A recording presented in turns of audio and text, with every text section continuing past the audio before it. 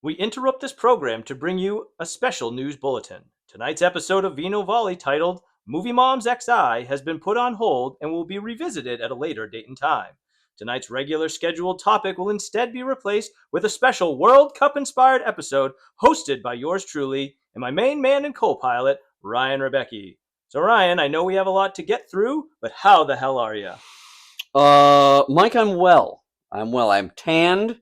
You Some may are even say tanned. bronzed. Mm. I have been staying sun safe, as one should at our age. Other than that, it's just about, getting the diet squared away, doing my lymphatic stretches every day. Okay. It's really about hitting your protein and just moving some weight, trying to feel good, trying to look good, getting beach body ready.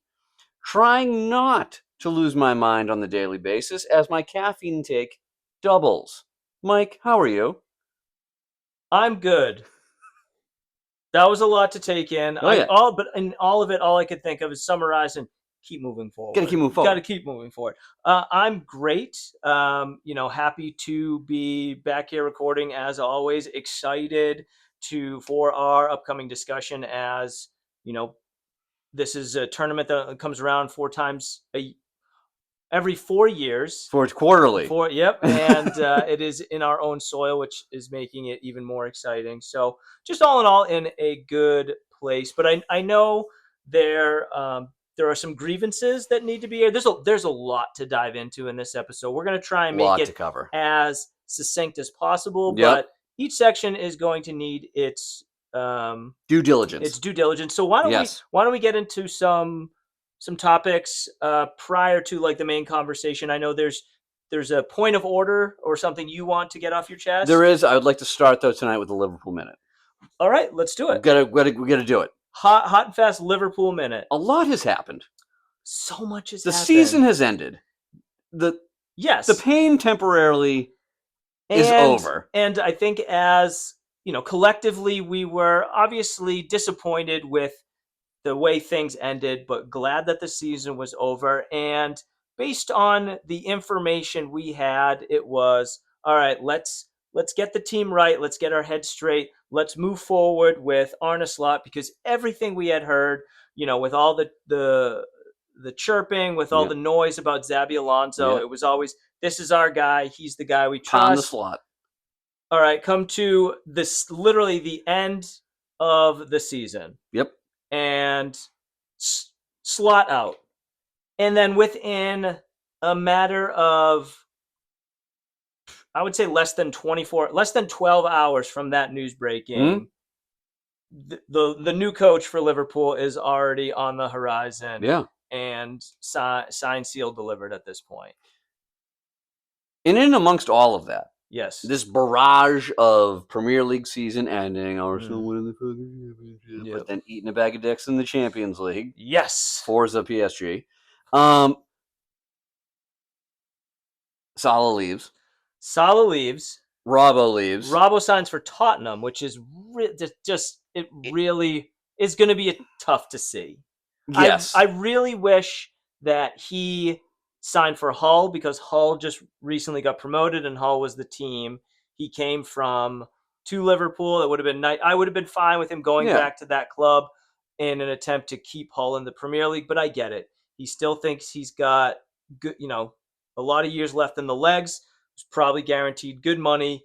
Yeah. Solid minutes for a team that should not be where they are in the standings. Right. And him as a person, again, from what we see on the interwebs and stuff, just seems like the fucking best. The best. And going to Tottenham, whatever, they had a shitbag season. Yeah. It's all right, I can make, I can start or play more minutes, still get a paycheck and ride this out. But you just feel like he was one of the core guys, sure, locker room guy, always on all the shit that Liverpool always posts. He's in all of them. So Klopp had a thing about the people he picked. If you notice, there was a trend with they were all captains of their national side. Yes. Robbo was, Virgil van Dijk was, Mo Salah was, Henderson was. So it's like these Solbaslai. So all of these guys are the he also picked the talent, but he picked the man, Yeah. and a guy who had a good head on his shoulders, leadership qualities, like wasn't going to create that negative dynamic, was going to bring that positive energy to to understand what it is to be a leader. Yeah. So and I think Kelleher might be captain for Ireland, but Alas. so yeah, it's going to be a big loss, and it's just one of those things. Like, makes you wonder, like, if both of them had postponed the announcement, if the slot out announcement had come earlier, would they still be around, or was that a decision made more from like the Michael Edwards, Richard Hughes, like, hey, we appreciate your time, but we're not going to renew your contract, and it's time to move on. So you can Shoulda, coulda, woulda. exactly. You got to keep moving forward. Can't live in the past. Moving forward. So now we have Spanish Doc Ock as our coach. That is not bad. That's not bad. Like movie Doc Ock, but yes. Yeah, movie Doc Ock. Yeah. Parker. Yeah. Just like, but, you can't unsee it now. No, I can't. No, I give you credit. That was a good one. But he is. I mean, I've watched Bournemouth play. I like their style of play. The only thing is always there are certain clubs like your Brightons, your Bournemouths, these teams that they set up this system and they play exciting, front-footed football. Does it translate to the top stage? Yeah. Is it, is only the difference maker that, okay, I can still put this ethos into play with a much higher grade player pool? Like, will that translate to success, or will there be some roadblocks? So here's what I'll say. Okay. I still think I still feel for Arne Slot. Delivered the Premier League. Fellow ball. That aside, delivered the Premier League, and I think was, it was just tough with obviously Diego Jota, certain injuries. I think bringing in too many new players at once. Yeah. I understand from a organization's perspective, strike while the iron is hot, pick up several of these young and upcoming players that could be the foundation for a good team for years to come. They just obviously, Frimpong didn't really show us what he could do. Wirtz has shown flashes, but it took a while. The only one that really hit the ground running was Ekitike, and then obviously tearing his Achilles. So I think it was just kind of a raw deal, but also it was just tough. We just were flat. We were too pragmatic. We were too Dutch. Like, we just Dutch. Need that high octane. And not the freaky deaky Dutch. That's right. Just the, Bong the Blitz. Yeah, crazy Dutch bastard. We need to be on the front foot. We need to be high press. And so I'll be, it gives, I think, the fan base something to be excited about until the first kick of the ball next season. But you know who I'm excited for?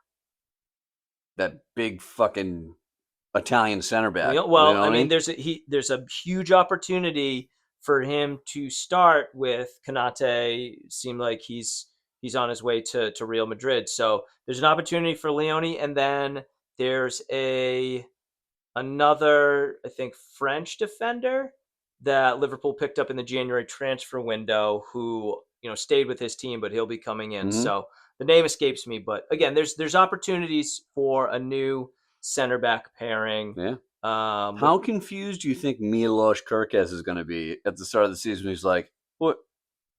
Coach, old coach, new coach?" I try. Yes, Milos. Yes. You know what? I'm sure they're figuring it out. Take this squishy ball. Short sentences, a lot of colorful pictures. He'll be fine. He'll be all right. He'll be fine. But yeah, it's again, we were blessed with the Klopp era where you just never had this uncertainty. Even where seasons you fell short, you just loved the guy. Like, there was never this. He always had the Anfield faithful on his side, no matter what. Yeah. And we're now in, out back into the real world, like out of that bubble of these beloved coaches, where with everybody else, where you know, not just money talks, results matter, Yeah. and you really it's cutthroat. I mean, I do feel for these coaches, like there's just such the small margin of error before you're shown the door, which I think is tough, but it is what it is. So cautiously optimistic for the season to come. Mm. But right now, I'm just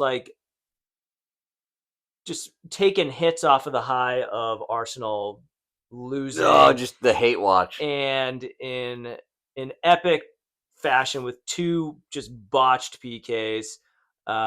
Football won against anti-football. All's good with the world. I'll give them the Premier League because they had a chance to go for the quadruple and ended up with one. So, yeah, fuck them. Yep.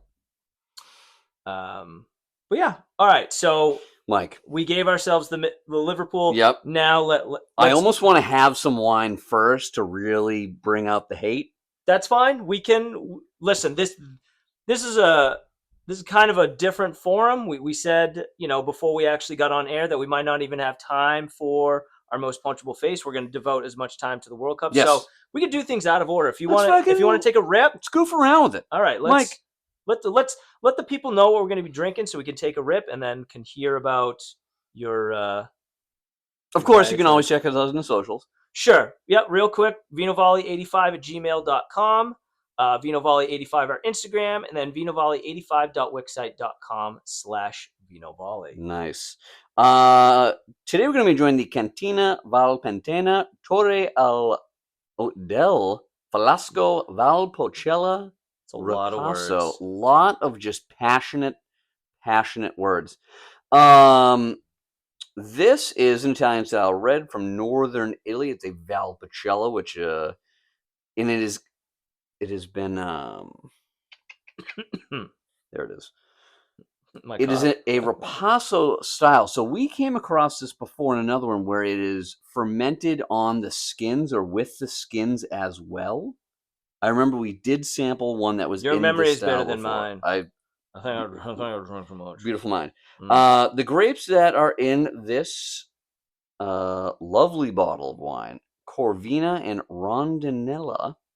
The wine description, this is off of the Vino, which is not, it's not great, but I know Vivino's not your favorite, but it's not.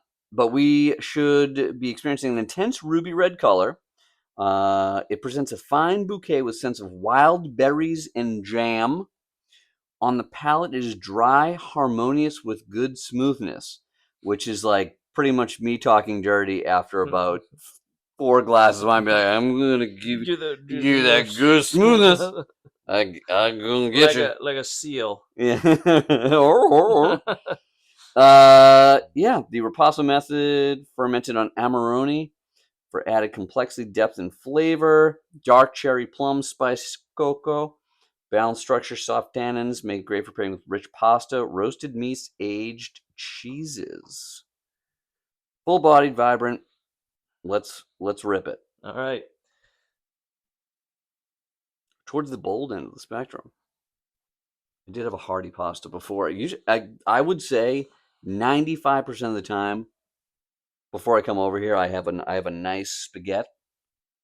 Knowing that you're coming over here, it just like happens to. It just works out that way. Let's hit it. That's a nice color right there. It is. Again, we have ruby red in color. Mm-hmm. Good legs. It's wine right there. It is. I have been so good lately. Oh, you've been like on the straight and narrow? Yeah. For a myriad of reasons. Yeah. So like very much gonna enjoy this good, bad, or in between. Yeah.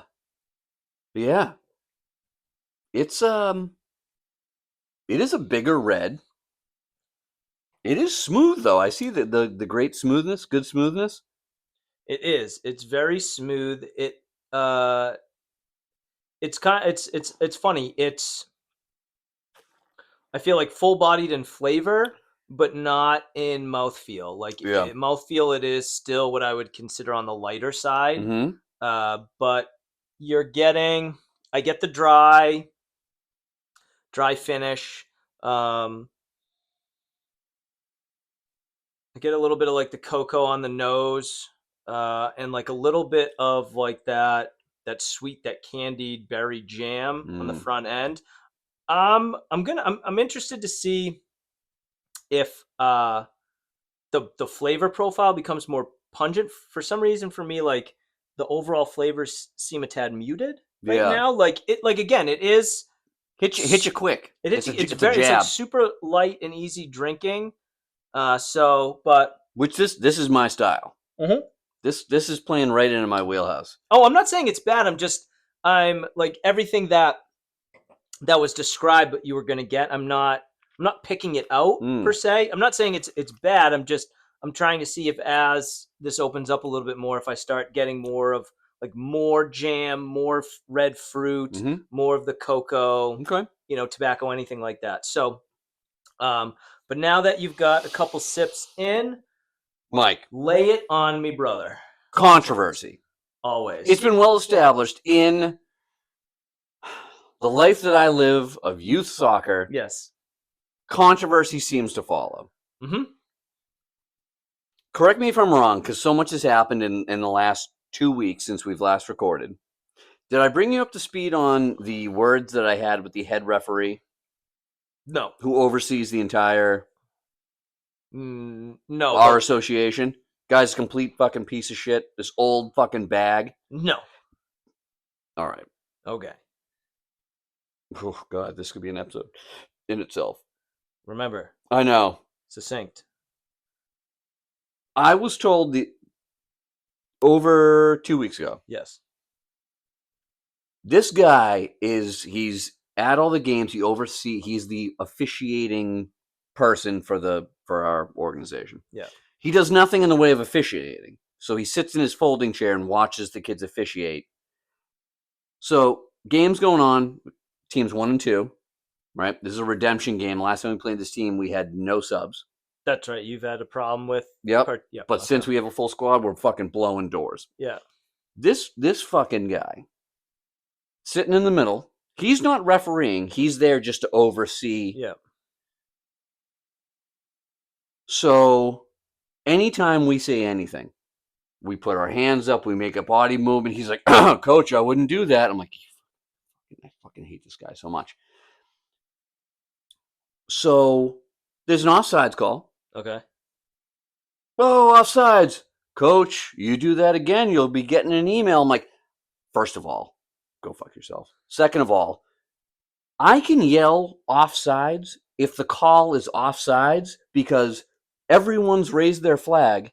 That's the call in the field. Why are our guys going to bust their ass backtracking? Yeah. When they don't have to. Right. The kid's fucking 10 feet offsides. Yeah. Well, the referee has to make the call in the field. I go, that's why he's got a whistle. So he fucking waddles over. Here's with the Fox 40. Here you go. They don't know. He waddles over. Well, Coach, you got to be careful. That's how you get. Okay. I go, hey, funny thing. I'll go, I haven't got my referee's check in the mail. Whoa, what do you mean? I was like, well, I've refereed my youngest son's games, coaching my team. I've coached the other team and had a referee a game. What? Am I getting a check for this? He's like, oh, we don't care about the young kids. It's just the travel stuff. So I fucking go blind with rage. Mm-hmm. He goes and sits his fat ass down. This isn't even the main story. This is a side quest, Mike. He comes back with a piece of paper. He's like, hey, this is the website to register to be a referee. Would love to see you out here. And I'm like, can do it any Saturday morning because that's what I'm doing anyway, you fucking fat piece of shit. Period. End of story. Fuck that guy. All right. God. Oh, during that game, one of the coaches for the other team didn't have his credentials, so he was on the other side of the field. At halftime, he walked across to address the field. This fucking putz met him halfway. The guy wanted the dimensions of our field because he thought it was unfair that it was too big. Both teams are playing on it. Both teams are playing on it, and that was our Must be an Arsenal fan. Probably. Same guy talking about the weather. and that was the second of a back-to-back for my team that day. And we fucking blew doors both games. Anyway, controversy. I need like the Who Wants to Be a Millionaire sound. Like, doo-doo-doo-doo-doo-doo. There's a legit ongoing investigation. We filed a complaint with the Bays organization. Last Saturday, the day of the meteorite impact. Yeah. Ooh. We were outside for it. We just wrapped up the game. Maybe it was symbolic of how things went. Other team shows up right at game time. Like, we didn't think we were going to play. Okay, well, team looks a little light. Whatever. We were there. We got our full warm-up in. Whatever. We notice, as the two teams are going out to play, there is a fucking 6'1" behemoth on their team. Now, we have two kids who are large sixth graders. Yes. To the point where, like, an indoor where it's kind of like more informal and, everyone's on top of one another. Coach has been like, this kid's really in sixth grade. Like, yeah, like, look at his dad's fucking 7 feet tall. Like, Yeah. he's just a big Nordic kid. So we have two kids who are big for their age. This man was not in sixth grade. He was probably your height and had a different build about him. Yeah. You could tell just based sheerly on size, appearance. Now, again, I don't want to talk too much about a Sure. adolescent or young teenage boy's body. Right. One was not like the other. Yeah. Like, the musculature of his legs, his chest, not to mention, His 5 o'clock shadow. he had like casual shorts on. Like, he didn't have a normal uniform on. Yeah. He had a uniform which looked far too small on top. Yeah. He had like athletic socks on with like little baby shin guards. Yeah. And he was at least 4 inches taller than our biggest kid. He was legitimately somewhere between you and I height-wise. Okay. In similar build. Where does Ryder fall in his percentile for kids his age? Do you know? Is he on the taller side? He is on the taller side. Okay, because like still Ryder like comes up to like. Mike, I'm telling you, this kid was as tall, if not taller than me. That's incredible. So they stick him in the middle. Yeah. And they already have one of the coach's kids is arguably their best player. And the kid, good little player. Sure. So we check the roster. Okay, the kid's name is Taylor Tavares. That's Sure. what the kid's name is, number 1. So we're like, all right, we'll make a note because that kid didn't play the first time we played them when we like fucking beat him up. Yeah. So game's going on, conditions are shitty, whatever. Anytime this kid gets the ball, he's pinging balls like on a dime, switching fields. He's playing curved passes on the ground to guys, on the wing running. Yeah. He let a shot loose that, like, anytime someone called out his name, it wasn't Taylor, it was Drew. Including their best player, who, spoiler alert, come to find out, is his younger brother. So what we believe happened, Mike, is that this man-child, because after the game was over, we don't do handshake lines or anything. It's great. Comes over, takes the jersey off, throws it in the coach's bag, puts on a Medfield lacrosse sweatshirt, takes his cleats off, just puts street shoes on, and like walks across. Like, didn't stay for like team events or whatever. Like, so upon some digging, come to find out, we believe with almost full confidence he is the older brother of. So he'd be 2 years old. He'd be in 8th grade. So they probably didn't have enough subs. They had one sub. That kid didn't come off the field the whole time. Yeah. They ended up beating us 2-1. And, like, we're going to have to contest the game because, like, you can't have a fucking 8th grade kid playing on a 6th grade team. Like, and also, like, what a piece of shit by the coach. Who is his kid. The head coach, he put Yeah. his kid out there. So, I mean, yeah, he's a fucking, yeah, what an asshole. Yeah. So they play, their 8th grade team plays our 8th grade team tomorrow, Friday. They're So they're going to pull rosters. and like see what the deal is. So my other coaches are going to go. Nice. But like, imagine being a parent on the Oh, other God, team. it's just like, I would just be like, hey, like if I was the coach of the other team, just show up, because like it's not fair to the other kids if you cancel the game. Just be like, hey, we'll forfeit the game, but kids still want to play. Like, give us one guy, Yeah. and we'll just have a game. Just let the kids play. Be like, take the win. Yeah, and yeah. I have the video of. I can show you after. Yeah, 'cause yeah, there's no yeah. point in us Yeah, just yeah, having yeah, audio 30 meeting. seconds Yeah. of audio silence. Yeah, But it is. it's egregious. Yeah, I mean, it is egregious. Yeah. And the goalie's big too, but like No. Yeah. No. the goal kick sucked. He shanked it. Yeah, But you can see because how old is the referee? referee's probably 16. I Yeah. mean, you can Yeah, he's bigger than the referees. watch. He's not wearing the uniform that other kids have. He's a lot bigger than the referee. Yeah. Look at the size difference. No, that's yeah. Oh That's my God. as a man. Yeah. So That's controversy. controversy. Mike, I'll tell you what I hope doesn't have controversy, but it will. Is the World Cup. That's big Mark yeah. Jinks. Well, great segue. So this episode we are going to be talking about the World Cup. More specifically, this episode is going to go through our brackets.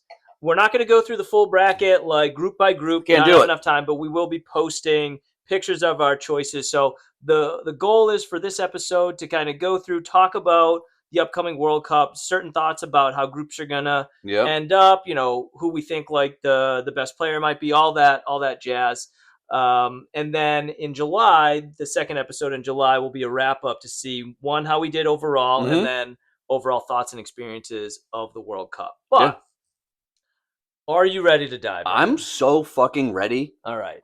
So I kind of wanted to talk through certain brackets and certain. So we're going right in the round of 32. We can go. Well, I'll ask you first. How far did you have the United States going in the World Cup? And if this is gonna? I was actually surprised. Okay.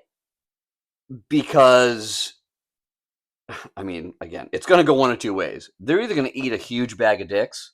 Yes. Or like. Did you have them topping their group? No. You didn't. So you had them. Hold on, I got to go back to the. This is good. This is good for rate. How do I go back? B. What are they? D? I had them coming in second. So who'd you have topping the group? Turkey. Interesting. Which I think it actually benefits them in the bracket moving. Okay. So I had them topping the group, and I will go. So the reason for that is, one, I do think that we are going to get a host nation bump. Like, it would be shocking if we didn't. Now, that's not to say if we went up against a South American country in the World Cup. I mean, technically Paraguay. Not technically, they are from South America. Yeah, but I meant like a formidable opponent. Formidable opponent. Like, it's a good draw. It's a good draw. So I had us making it top of the group. Okay. And from there, I had, they were going to win. So I had them making it to the round of.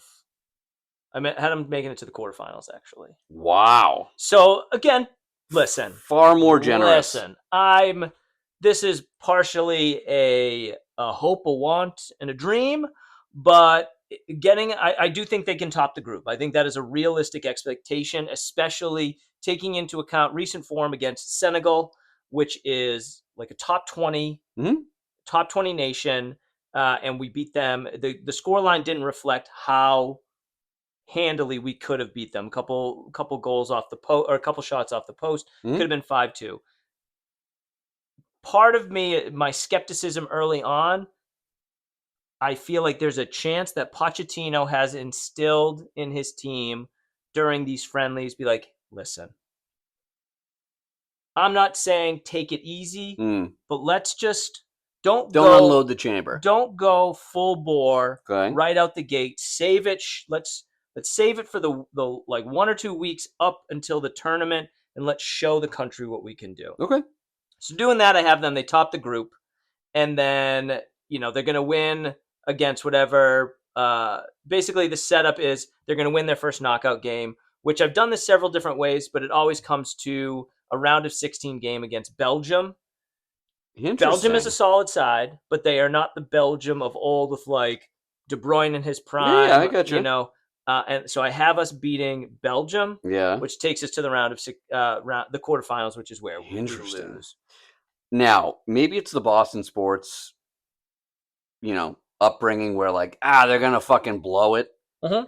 There is still very much a chance where they fucking show up flat and get fucking rolled. Yep. With that being said, I had them losing in the round of 16. I do having them win one knockout round because the way that things fell on my bracket, they face Egypt in the round of 32, and I do have them winning against Egypt. Interesting. And then getting absolutely fucking donkey punched by Argentina in the round of 16. So, okay. So that was my next thing was going to be out of your bracket. Yep. My next one is going to be speaking of Argentina, who is your, I would say, big upset? Like one that you think is going to shit the bed at this World Cup where they were projected to potentially go really far. Well, the way that it worked out for me, I both hate my bracket and kind of love my bracket. Okay. I mean, the teams who are gonna be there, you would think would be there, do kind of. It does come down, but there has to be. It works itself out. I wish I could zoom fucking out on this. I can't though. Just scroll. I'm doing my best. I'm telling you, I got Turkey going like weirdly far because of the draw they have, and I don't listen. I love a good underdog story. Turkey in my bracket, the way that it works out, and maybe I'm putting them on some sort of fake pedestal that I don't know about. They take out Norway in the round of 32. Yeah. I mean, they qualified, but you just stop the fucking big white guy. Yeah. Trick question. They're all big white guys. Then they knock off Belgium, because as you said, not the same Belgian team. Can I ask, are you picking Turkey because of your love of the fucking No, you know what? Didn't even cross my mind. Okay. I do have them losing to España. I feel like subconsciously. In the quarterfinals. It's always been there. So Turkey is your one you think is going pretty far. Who is like a big top, like, do you have any top 10 teams that get... Brazil's going to get... Brazil, I have Brazil losing to Senegal. Interesting. Because I've seen it with my own two eyes. I've seen them play. Yeah. Sure, Neymar made the World Cup team. Cool. I mean, the team they did play was France, though, which... Exactly, who fucking dick slapped him for 90 minutes. Senegal's no fucking slouch. Granted, the U.S., like... No, but I mean, still the top... I think they're top 15? Like, they got some fucking players. Sadio Mane still got it. Still got it. I have Brazil losing to Senegal. Okay. So, like, I would say that's a pretty significant one. Other than that, I get a big upset in the round of 32 with Ghana over Colombia. No way. No fucking I have way. A super soft spot for African nations. Dude, but Colombia's going to have... That is a hot take. It's a very hot take. That's my one big... Colombia is a stacked team. Love Ghana. And they're... I mean, you love what you love, but it's more going to be a home game for Colombia. If you think about the Copa... Where are they playing? Toronto? There's a lot of Ghanaian population in northeastern. I mean, United States. I don't. your bracket, it might be different. I don't think so. Let me see. I had Colombia facing Croatia, beating Croatia, You have and Croatia then going losing through? to. No, I don't have Croatia going through. I have Colombia beating Croatia in Toronto. Again, In Toronto. we don't have the same. My big team to miss out or to lose early, I have sadly England. So the way it worked out, the way my bracket You're gonna worked out, have to explain yourself on that one, big so dog. the way it worked out is I have, which I don't know, there's not many ways that I think it would be different. That I have Mexico topping their group. Okay. Okay. Mm-hmm. And then I have England topping their group. Both realistic expectations. I have Ecuador knocking off Mexico in the round of 32. Okay. Well, I had the way my matchup went, I had Scotland versus Mexico. I think Mexico is going to beat Scotland. Okay. And England versus Norway. I think England's going to beat Norway, which set up a round of 16, Mexico versus England in Mexico City. And when I saw that, I was just like, that is like, write the script. Oh, that so is good. Just ripe for injected in my veins. Oh my God. Just, you imagine. Biggest stadium in the world, right?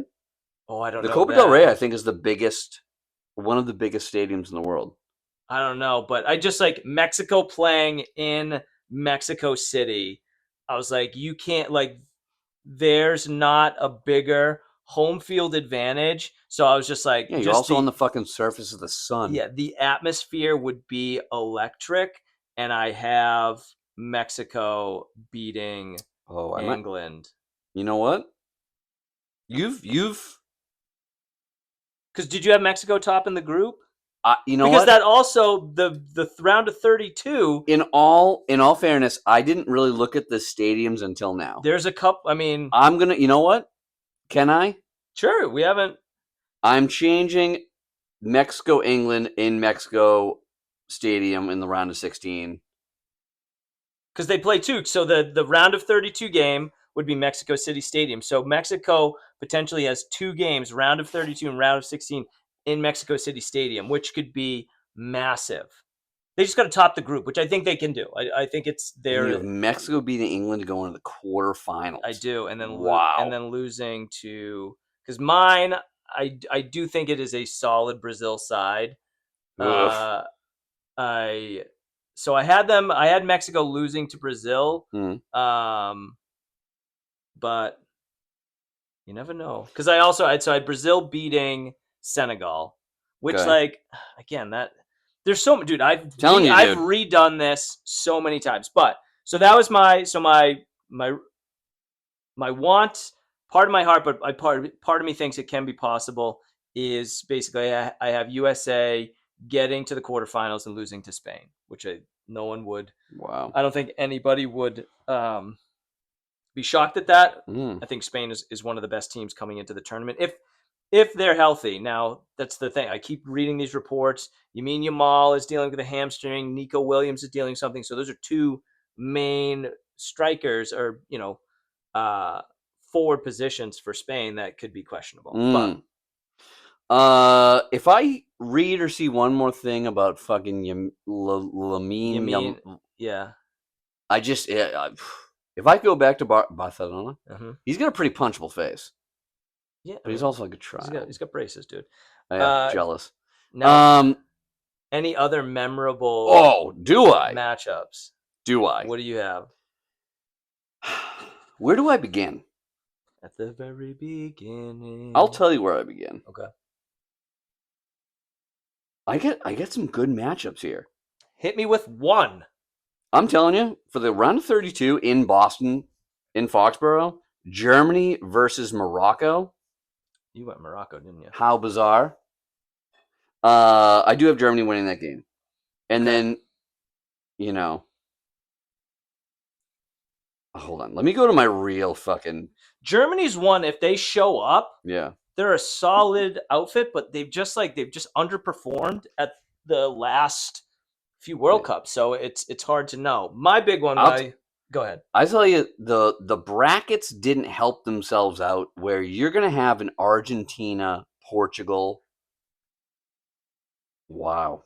I have Quarterfinal. quarterfinals, Argentina, Portugal, Messi versus Ronaldo for potentially their last. Yeah. So you have Portugal going through. Yep. I have Argentina going But through. because I'm an absolute fucking maniac, Yeah. spoiler. Okay. Do you have Portugal winning the World Cup? No. Oh, okay. I have them losing in the finals to France. to France. So I have Argentina losing in the finals to France. Even without Which means, Ekatike, like dude, they're Dembele, Desiree Doué, Mbappe, he was Griezmann as the best player on the field when I watched them play. and he's not even going to start. He's going to come off the bench. France is stacked. So I think I have Portugal over England in the semifinals. Oh, you have England okay. I do, yeah. I think I have them beating Mexico and then England beating Senegal in the quarterfinals. Okay. So my semifinals up top, I've got France over Spain. That game's going to be fucking electric.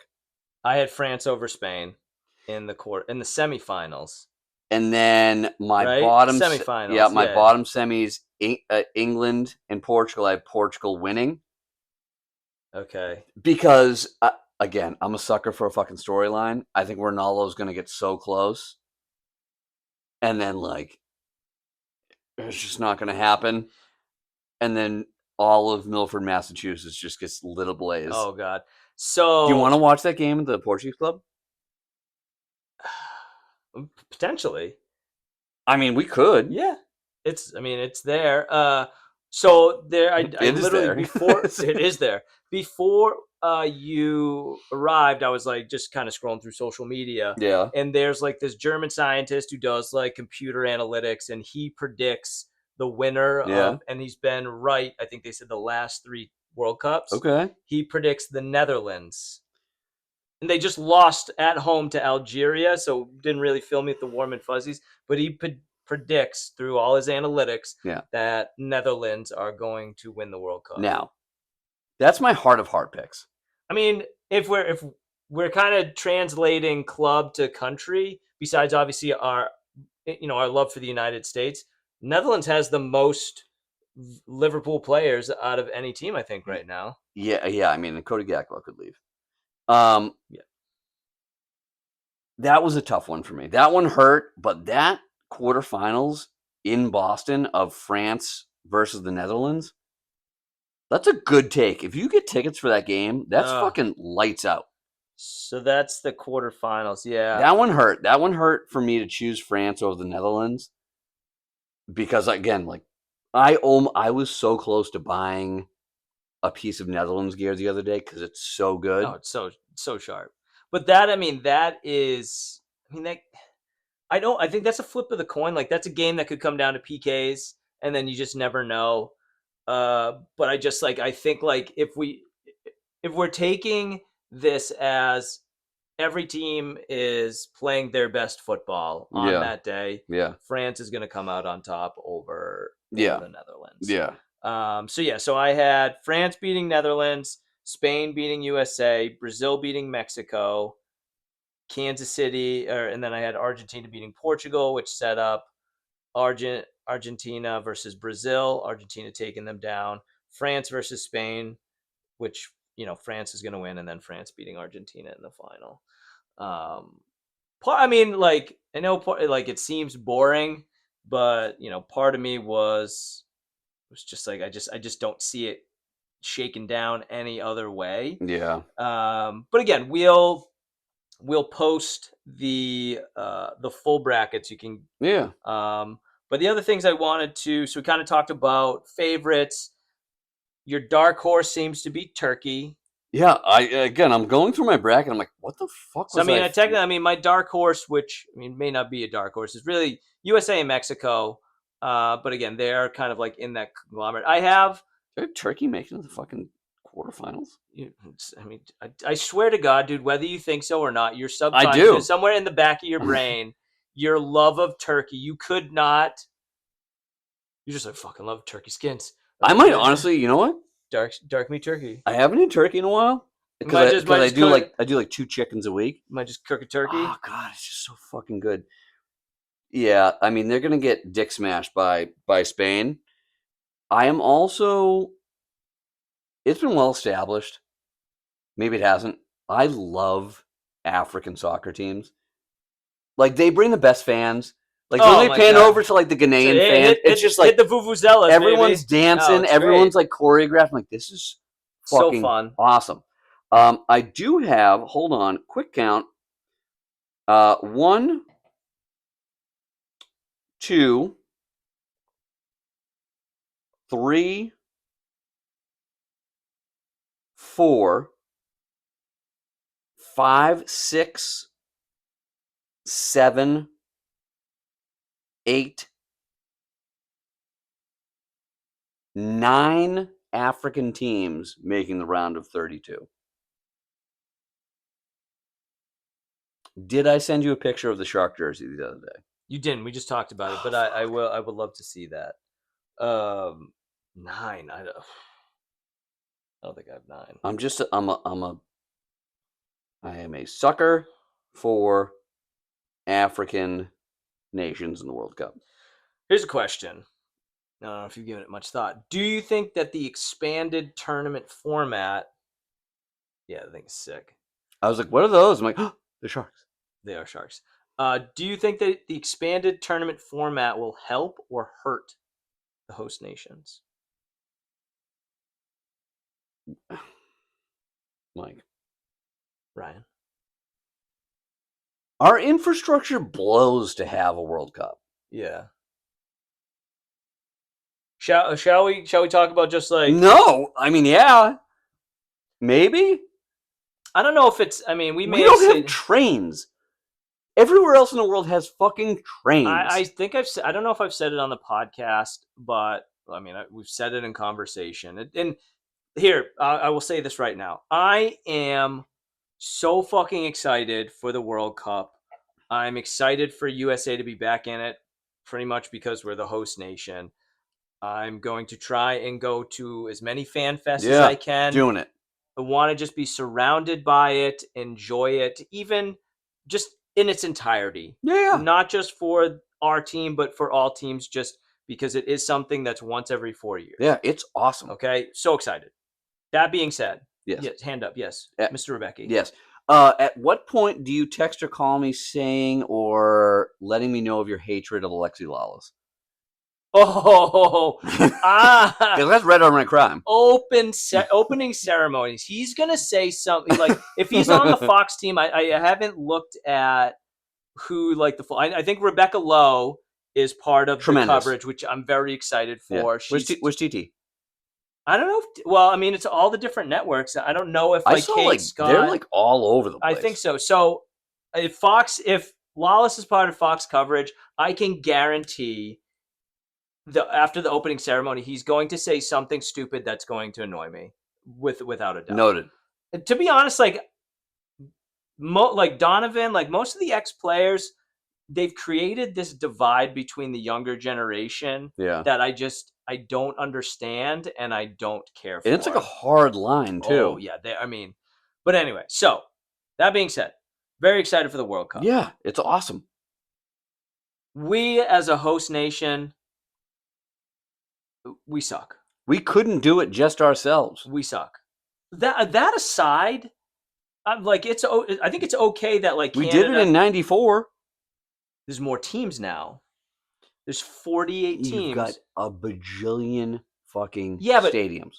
And here brings it to the money. It's all about this. I've said this numerous times. I'm going to say it officially on the podcast. Do it. This World Cup will make more money. Oh, wish this podcast being This World Cup will make more money than any previous World Cup. Yeah, and it will be the worst attended.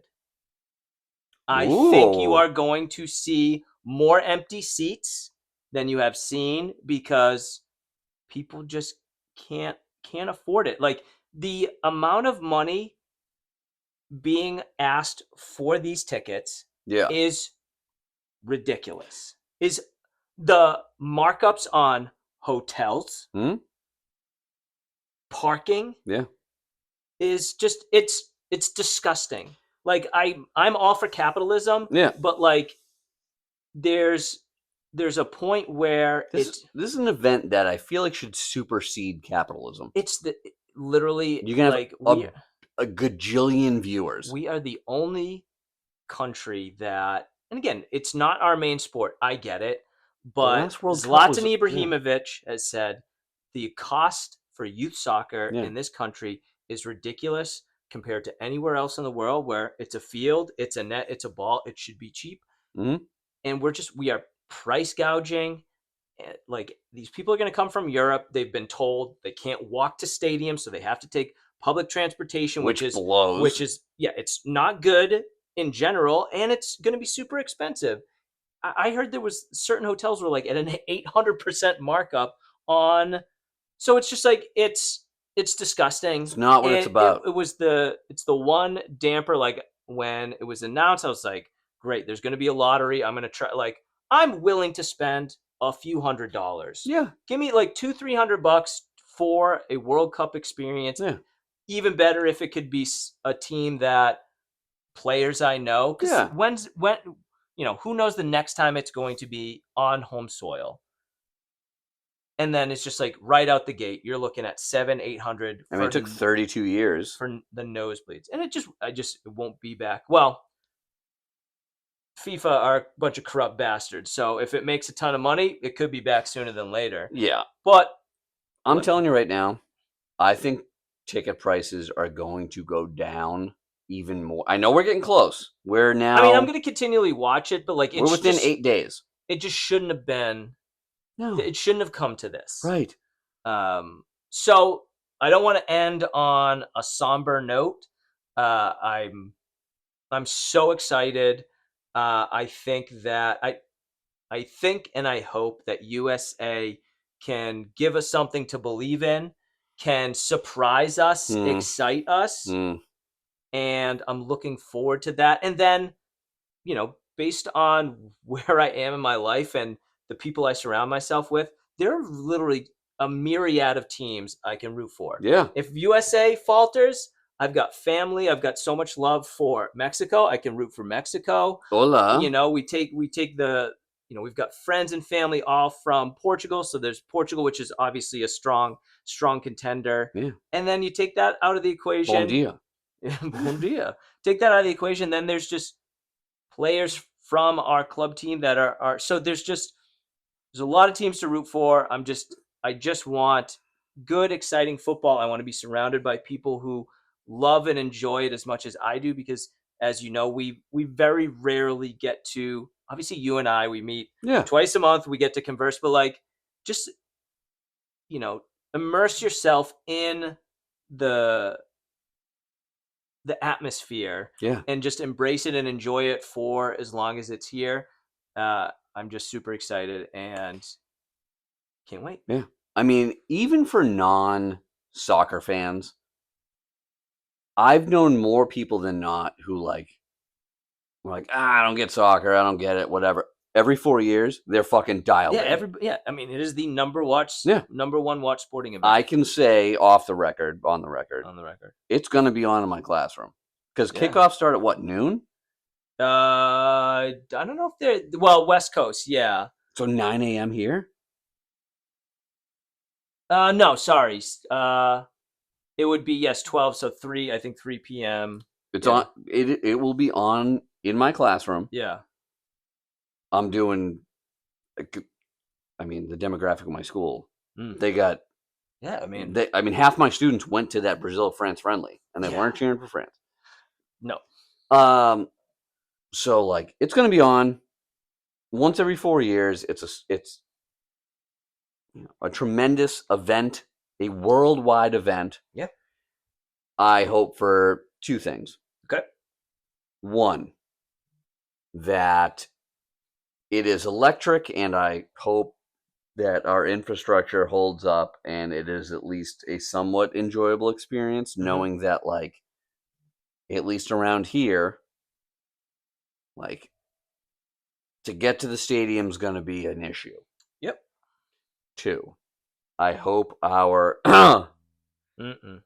Fearless leader does not interject himself into the world's game. Can probably go 1 for 2. Yikes. Yep. And to that, why don't we circle to the wine? Yes, please. And give our final thoughts and score before we say adieu. All right. I'm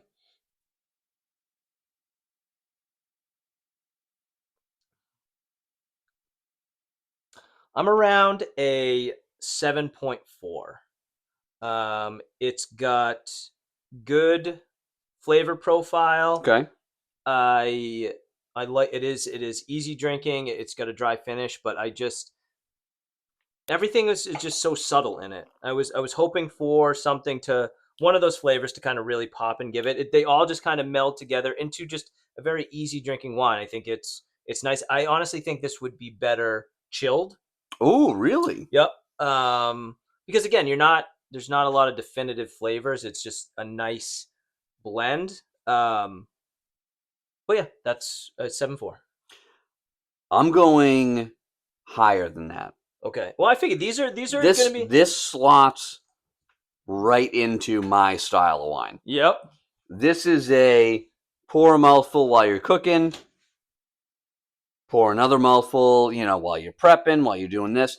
Flavor profile, towards the bold but medium tannic, the ruby red color. This is an Italian wine made for yours truly. I'm going like 8.4. Damn. Wow. Whole point.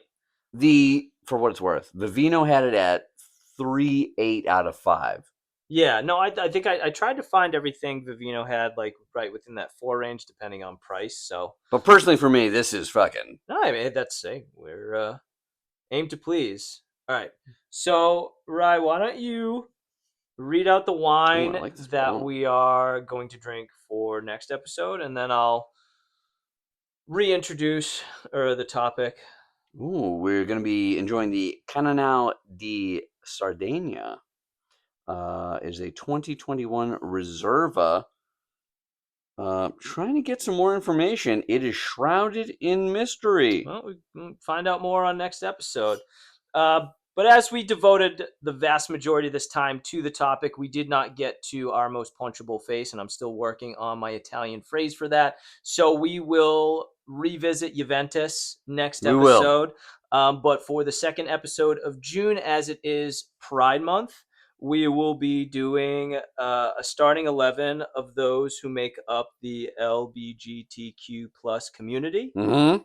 And it's going to be a Pride XI. Yeah, man. So excited for that. Oh, I get some solid picks already. Oh, dude, trust me. I've been mulling it for a while. I'm not going to ask any questions.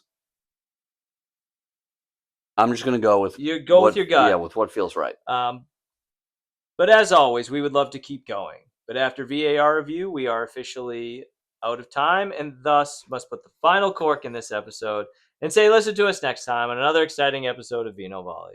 So Ryan, please do us the honors. Folks, always remember to sip and soccer responsibly. We bid you a Freddy adieu.